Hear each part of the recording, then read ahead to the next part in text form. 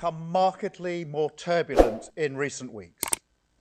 Events are moving fast, and in moments like this, what matters most is being clear about the values and the interests that guide us, even as circumstances change. The United Kingdom has a long history. Our values were not improvised. They were built patiently over time. And while we are pragmatic in how we pursue our interests, we are resolute in defending those values when it matters. Mature alliances are not about pretending differences don't exist. They are about addressing them directly, respectfully, and with a focus on results. On Greenland, the right way to approach an issue of this seriousness is through calm discussion between allies. And let's be clear, the security of Greenland matters. And it will matter more as climate change reshapes the Arctic, as sea routes open and strategic competition intensifies. The High North will require greater attention, greater investment, and stronger collective defence. The United States will be central to that effort, and the UK stands ready to contribute fully alongside our allies through NATO. But there is a principle here that cannot be set aside, because it goes to the heart of how stable and trusted international cooperation works. And so any decision about the future status of Greenland belongs to the people of Greenland and the Kingdom of Denmark alone. That right is fundamental, and we support it. Denmark is a close ally of the United Kingdom and of the United States, a proud NATO member that has stood shoulder to shoulder with us, including at real human cost in recent decades. Alliances endure because they're built on respect and partnership, not pressure. That is why I said the use of tariffs against allies is completely wrong. It is not the right way to resolve differences within an alliance. Nor is it helpful to frame efforts to strengthen Greenland's security as a justification for economic pressure. The special relationship isn't just on life support, it's being held for ransom. It is Tuesday, January 20th, 2026, and Westminster has woken up to a world that feels like a political fever dream. Prime Minister Keir Starmer is currently locked in a desperate, behind-the-scenes battle with a US president who has just fundamentally redefined the price of friendship.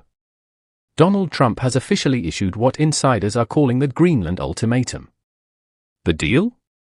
Support the US annexation of Greenland, or watch the British economy burn under a 25% punishment tariff.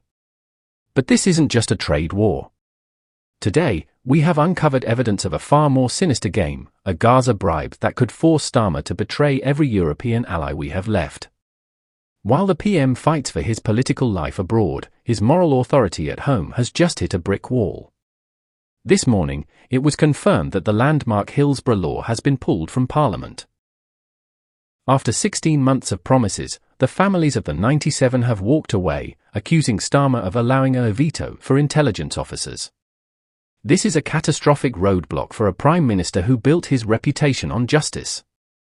And in the middle of it all? A royal family in total retreat. As Prince Harry touches down in London today for his high-stakes trial against the Daily Mail's publisher, King Charles is hundreds of miles away in Scotland, sipping whiskey and avoiding his son at all costs. Over the next 15 minutes, we are connecting the dots between the Greenland ice, the Gaza Board of Peace, and the end of the Tory party as we know it. Before we dive into the data, if you want the raw truth that the mainstream media is too afraid to broadcast, hit that subscribe button right now.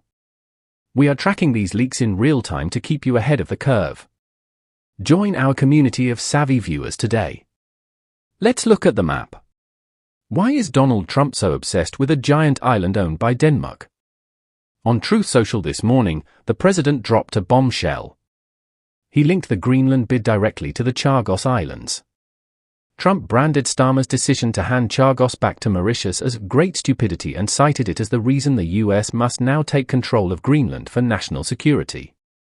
Trump is essentially punishing Starmer for what he sees as a surrender of Western territory. He has confirmed that starting February 1st, a 10% import tax will hit the UK, jumping to 25% by June. Starmer has called this completely wrong, but the Treasury warns this could wipe 3% off the UK's GDP by Christmas. But Trump isn't just using the stick, he's using a very expensive carrot. The White House has officially announced the founding executive board for the Gaza reconstruction, and the names are staggering. Tony Blair has been confirmed as a key member, alongside Jared Kushner and Marco Rubio. Trump calls it the greatest board ever assembled. But the real secret? Reports suggest Trump wants this board of peace to replace the United Nations entirely. If Starmer joins, he's helping Trump dismantle the international order. If he stays out, he faces economic ruin. This is the Greenland trap. While the PM is being squeezed by Washington, Kimi Badenoch is being hollowed out from within. The defection of Robert Jenrick to reform UK was the red wedding of British politics. Jenrick didn't just leave, he scorched the earth, branding the Conservatives as a rotten and failed party. Newly leaked internal polling shows a terrifying reality. Reform UK is currently projected to win a 335-seat majority. Labour has plummeted to third place, and the Conservatives are looking at fewer than 100 seats. We are witnessing the literal death of a political party.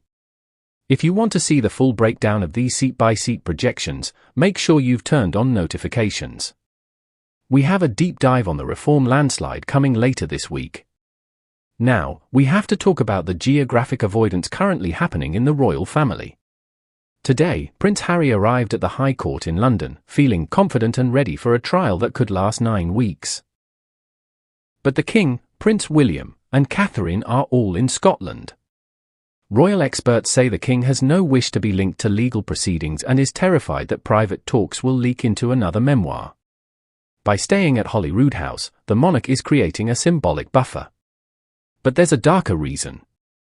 As the Greenland trade war heats up, MPs are warning Charles to cancel his planned US trip. How can the King celebrate American independence while Trump is trying to bankrupt British businesses? The monarchy is trying to stay out of the splash zone, but the neutrality of the crown is being tested like never before. And then there's Lord Peter Mandelson. The man once dubbed the Prince of Darkness has suffered a calamitous fall from grace. After a disastrous interview where he refused to apologize for his ties to Jeffrey Epstein, Mandelson has been forced into an unequivocal U-turn. Sacked from his diplomatic posts, his career is ending in disgrace. This is a massive blow to the Labour Guard. So, where does this leave us? Tomorrow, Parliament returns for one of the most explosive sessions in history. Keir Starmer is a man trapped. He is being squeezed by a president who wants an island, a reform party that wants his job, and a public that wants a leader who won't blink. Is the Gaza Peace Board a legitimate opportunity, or a golden cage designed to make us a vassal state? We are living through history. If you found this analysis helpful, you need to be part of this community. Click that subscribe button right now and hit the bell icon. Your support allows us to keep digging. And I want to hear from you in the comments. Should Starmer support the Greenland deal to save our jobs, or is it time to walk away from the US entirely? Type stay or walk below. I read every single comment. Thank you for watching, and I'll see you in the next deep dive.